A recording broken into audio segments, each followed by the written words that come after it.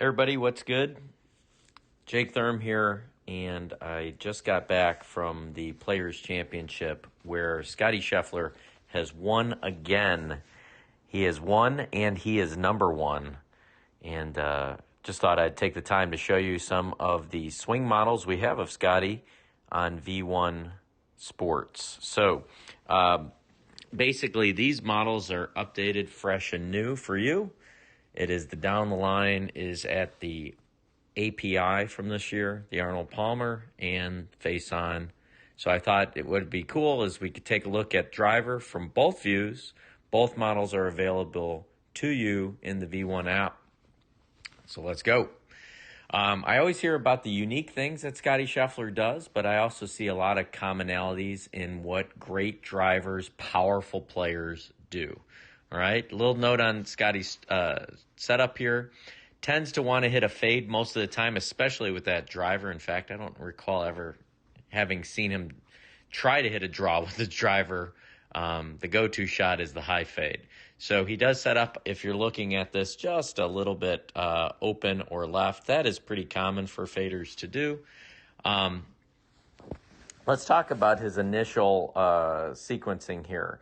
So he uses the ground to kind of push down on his lead side towards a target to start it away. Now, on the down the line view, you're not going to be able to see that. But on the face-on view, it'll be very evident. So just watch this. This is a pretty common, so you can see right there.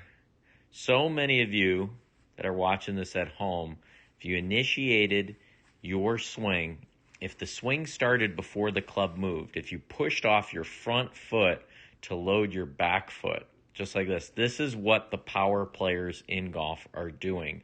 They're using the ground and they are laterally loading their hip even before that club moves. You can see that, right?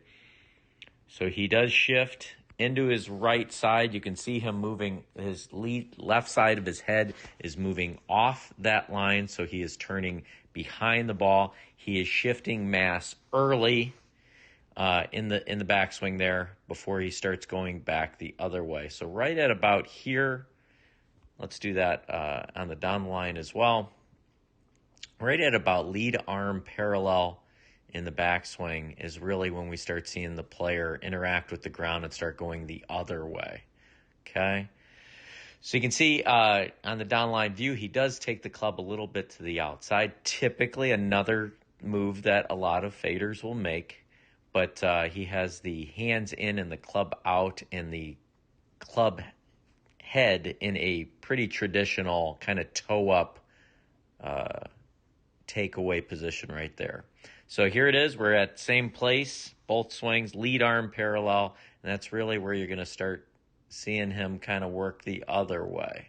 Now, when you see it on the V1, if you use the V1 pressure mat, you'd see that his pressure was already shifting to his lead side. This probably would have been his, we'll take him back down here, right here at lead arm parallel, probably be his most vertical amount of pressure on his trail foot, and then it would start working the other way. Before you ever see him shift in that direction, the pressure would start moving to the lead side.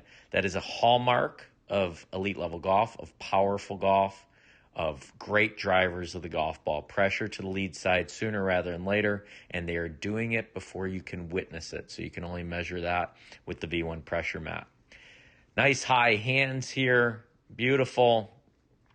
Typically, you're going to see with the game's longest players, they're going to have much higher swings, long back swings typically, even though Scottie gets just shy of parallel right there.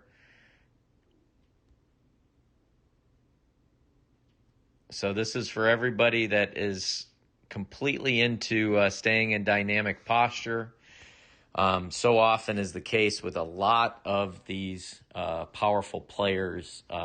Early extension is more prevalent in the longer clubs, in the driver. Certainly Jack Nicklaus would have some of this. He would come off the wall there a little bit. So you can see his head has moved in a little bit. Not too much. He's maintained the depth of his hips, which allows him to release his right arm through impact, gets his elbow more in front, gives him some space. you can see right here how his upper body, his head is still behind the golf ball at contact, okay? So his pelvis kind of moves forward and down and then starts pushing up from the ground, especially at that lead side, as his head and upper body stay behind the golf ball. This creates an ascent of the club. This creates a rise of the handle, which will help you get that angle of attack more up. Pretty much there's no golfer being trained anymore to hit down on the ball. Scottie Scheffler is no exception. That's why he hits these high bombs. Now, here's what everybody always talks to me about. You can see that in his back foot. Let's zoom in here. Such a great model to look at. They always call this unique, and yet we've seen this in professional golf for a long time. So we're just going to target kind of right here, watching that foot. And you can see back foot goes behind him. And then from the face-on view, goes behind him and forward. That front foot also opens up to the target. All right? This is called the AP forces. Basically, anterior posterior forces. It's very much like Scottie is on the ice trying to make a golf swing. You've seen that before with people that go on the ice trying to make a golf swing. They usually fall and crack their head open. But you'll always see on the downswing, their back foot go behind them. His goes behind and towards, and basically this is how he releases the club. The only way his back foot can do that is if the overwhelming majority of the pressure and the friction is under the front foot.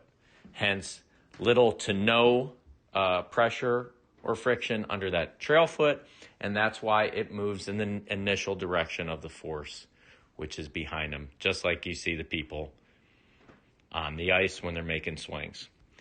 Lot to learn here about great driving, hitting up at your fades. That's what Scottie Scheffler does. Using the ground so well, that's also what Scottie Scheffler does. A lot of you guys would benefit from his little trigger off the golf ball to be more powerful. Kind of get moving and feel the ground before the club moves is a great way to start it back and to become more powerful. All right, hope you guys enjoyed this video. Both of these models are on the V1 Golf app. Again, you can learn from the best players every week right here on V1 Sports.